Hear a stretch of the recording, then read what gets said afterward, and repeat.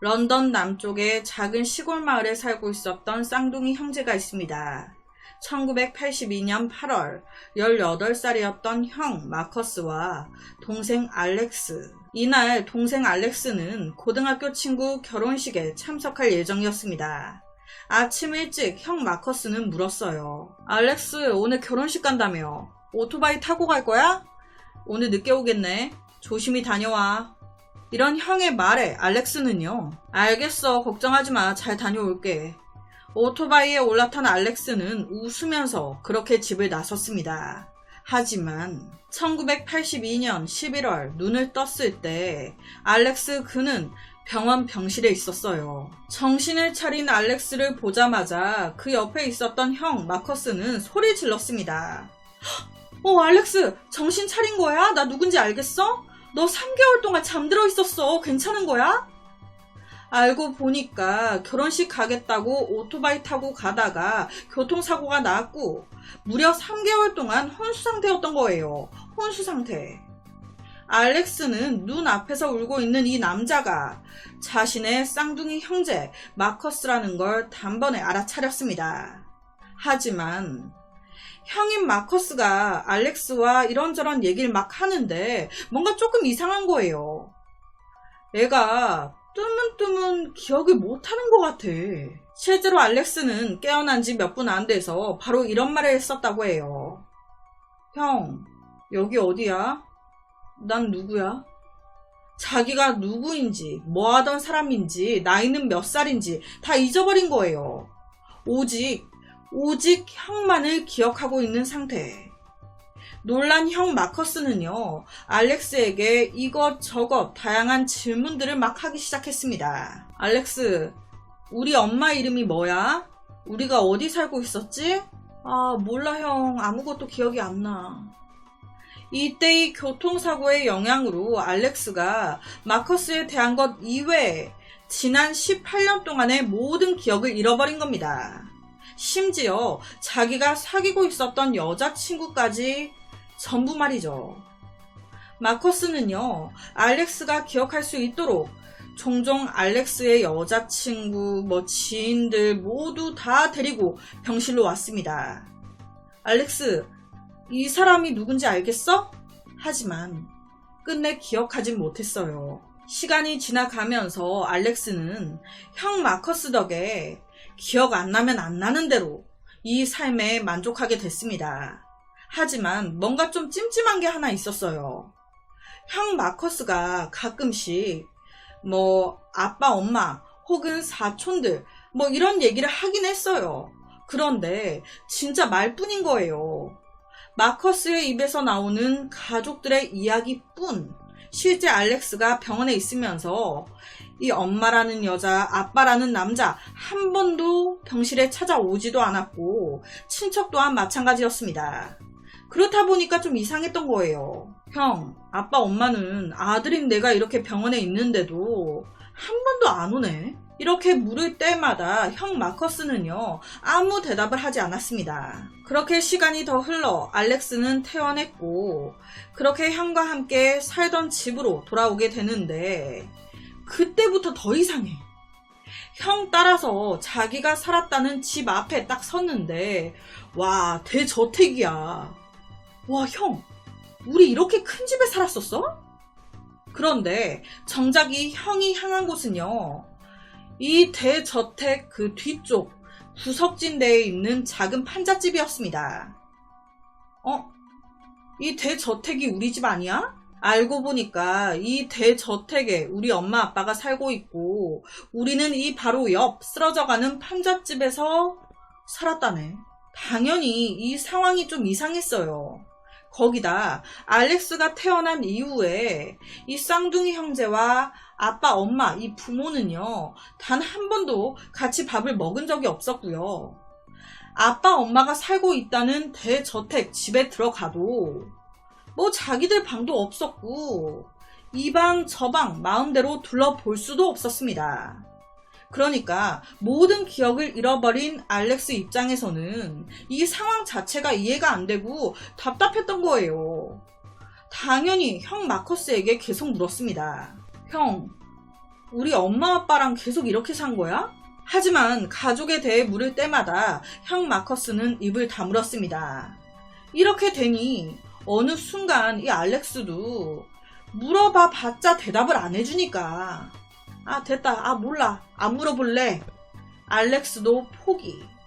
그냥 이 상황을 다 그냥 받아들이게 된 거예요. 그렇게 알렉스가 기억을 잃은 지 8년 후 1990년 이 상황에 적응하며 살던 알렉스는 다시 한번 좀 찜찜함을 느끼게 됩니다. 이 형제의 아빠라는 사람, 잭. 이 잭이 곧 죽을 날이 얼마 남지 않게 된 거예요. 췌장암. 곧 죽을 것 같다고 하니 이 형제는 마지막으로 이 잭을 만나기 위해 본가 대저택으로 들어가게 되는데 이때 잭이요 이상한 말을 합니다. 마커스 그리고 알렉스, 내가 그동안 너희들에게 너무 끔찍한 일을 저질렀어. 정말 미안하다. 지금이라도 날 용서해줬으면 좋겠구나. 아빠가 막 울면서 이런 얘기를. 당연히 알렉스는 벙찔 수밖에 없었죠. 무슨 짓을 했는데? 뭐야 갑자기? 자기를 용서해달라는 아버지의 말에 알렉스는요, 뭘 용서해달라는 건지도 모른 채 당연히 아버지 용서합니다. 그런데 마커스는 단호하게 딱 잘라 말해요. 아니요, 전 용서 못해요. 그리고는 그냥 박차고 나가버린 거예요. 이 모습에 놀란 알렉스가 되물었었대요. 너 왜 그러냐고. 아버지 마지막 가시는 길인데 편히 가시게 뭔진 몰라도 용서해드리면 되지. 그랬더니 이때 마커스가 아니 싫어. 네가 모르는 복잡한 이유가 있어. 여튼 절대 용서할 수 없어. 결국 마커스는 아버지가 죽었을 때조차 한마디도 하지 않았고 울지도 않았습니다. 이런 상황에 다시 궁금해진 거예요.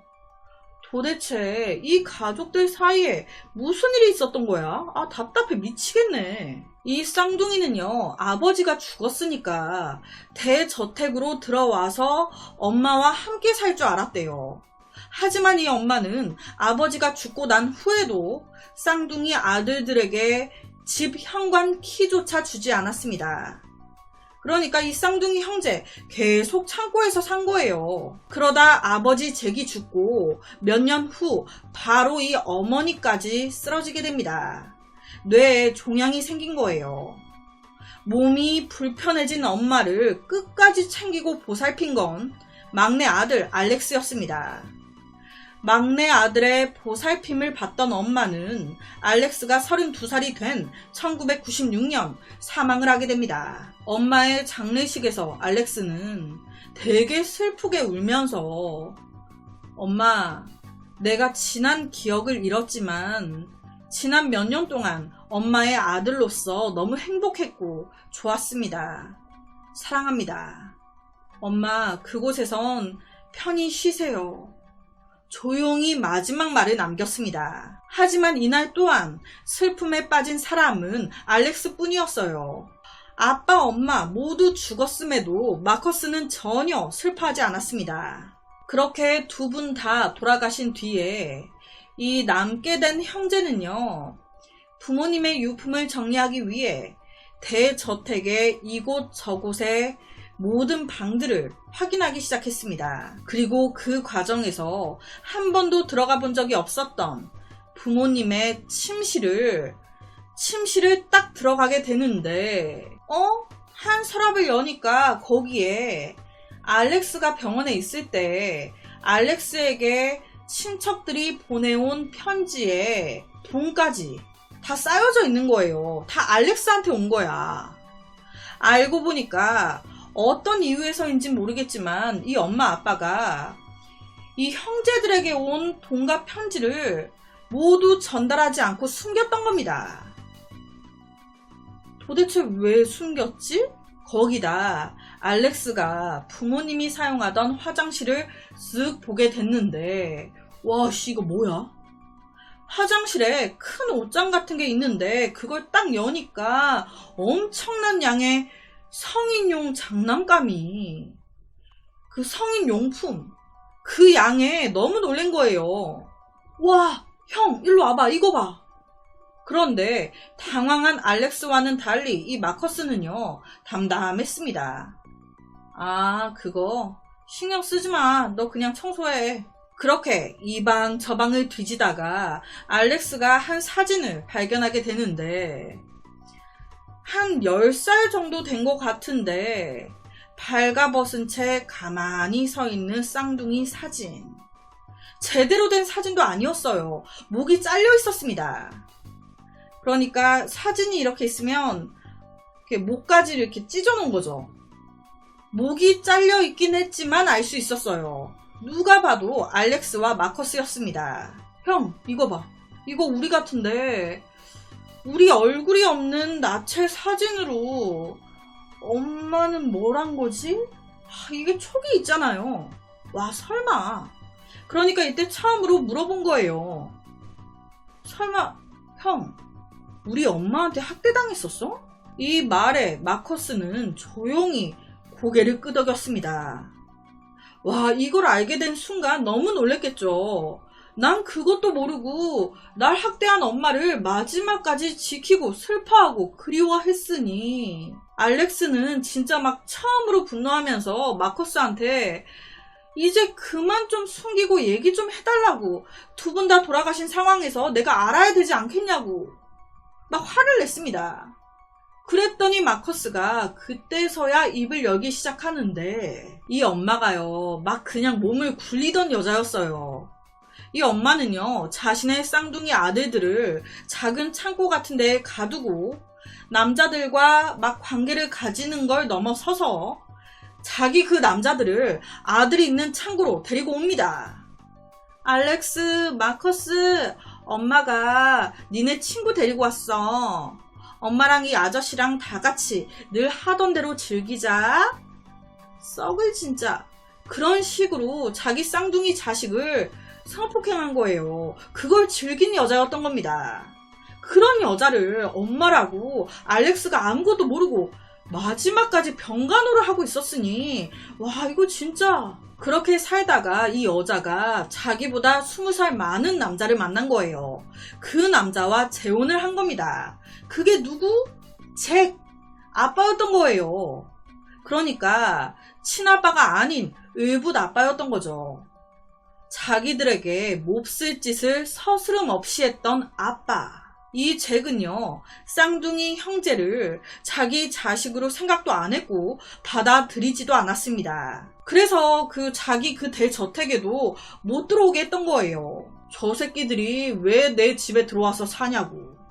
그래서 집에 못 들어가고 판잣집 같은 창고 같은 데서 12살 때부터 살았던 겁니다. 창고에서 생활하면서 어렸던 알렉스와 마커스는 잘 먹지도 못했고요.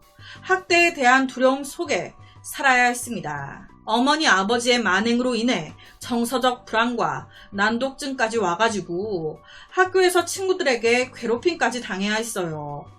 이 모든 사실을 아빠 엄마 다 죽고 알렉스가 알게 된 겁니다. 알렉스는요, 마커스, 네가 엄마 아빠보다 더 나빠. 이걸 이제서야. 나는 그것도 모르고 그 사람, 그 악마들을 간호하고 죽음에 진심으로 슬퍼하고 그랬는데 너도 똑같다. 분노했습니다. 하지만 마커스는요, 그럴 수밖에 없었다는 거예요. 네가 모르는 게 더 행복할 거라고 생각했으니까. 그걸 뭐 미리 알았다고 해서 달라질 게 있어? 난 잊고 싶은데 잊지 못해 평생 괴롭게 살고 있는데 넌 잊었잖아. 그럼 그냥 편하게 행복하게 살면 되는 거야. 난 다 널 보호하기 위해서 말하지 않은 것 뿐이야. 이걸 안다고 해서 뭐 달라지는 게 있니? 난 내 동생이 더 이상 고통받는 모습을 보고 싶지 않았어. 이런 고통은 나 혼자로도 충분해. 와, 그렇게 나중에는 형제가 이해하고 화해했다고 하는데 정말 기가 막힌 사건이죠. 쌍둥이 형제가 부모에게 괴롭힘을 당해왔는데 한 명이 기억상실. 모든 기억을 잃어버린 채 엄마 아빠라고 진심으로 병간호에 슬퍼하기까지 했으니, 그리워하기까지 했으니 모든 걸 알았을 때 너무너무 이 상황이 짜증났을 것 같아요. 이 엄마 아빠가 이 쌍둥이 형제가 어렸을 때는 막 그 몹쓸 짓을 막 하다가 이 쌍둥이 형제가 이제 점점 커가잖아요. 이제 커가면서 18살 뭐 이렇게 됐을 때는 좀 그런 짓은 안 한 것 같더라고요. 그래서 태어나고 왔을 때 이제 알렉스는 기억까지 잃었으니까, 그리고 엄마 아빠가 이제 더 이상 그 짓을 안 하니까 좀 이상한 가정 환경이다 뭐 이 정도로만 생각을 했던 거예요. 그런데 알고 보니 이 엄마 아빠라는 작자가 자기들이 어릴 때 그렇게 나쁜 짓을 막 한 사람이었으니, 이 사건에서 가장 불쌍한 사람은 형 마커스가 아닐까요? 그 모든 불행을 유일하게 전부 다 기억하는 사람이니까. 자기 딴에는 형제를 보호하기 위한 방법으로 거짓말을 택한 거잖아요. 실제 이 사건은 넷플릭스 내가 누구인지 말해줘 라는 다큐로 제작까지 됐습니다. 아마 함께 따로 봐주시면 제가 한 이야기보다 더 자세히 사건을 알 수 있을 거예요. 그래서 오늘은 영국에서 일어난 기가 막힌 한 사건을 가지고 왔습니다.